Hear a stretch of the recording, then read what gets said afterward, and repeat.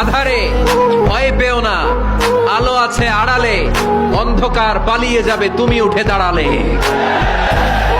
নিজেকে দাঁড়াতে হবে, নিজের সাথে নিজের শক্ত বোঝাপড়া করতে হবে। অন্যের দোষ খোঁজার সময় আমাদের নাই, চিল্লায় বলো ঠিক কিনা। কেউ তোমার দীর্ঘশ্বাসের কারণ হবে, কেউ তোমায় কষ্ট দিবে আর আঘাত করবে, সে খুব বিন্দাস আরামে থাকবে, এটা কোশ্চেন কালো সম্ভব নয়, কারণ এটা ন্যাচার অফ ল।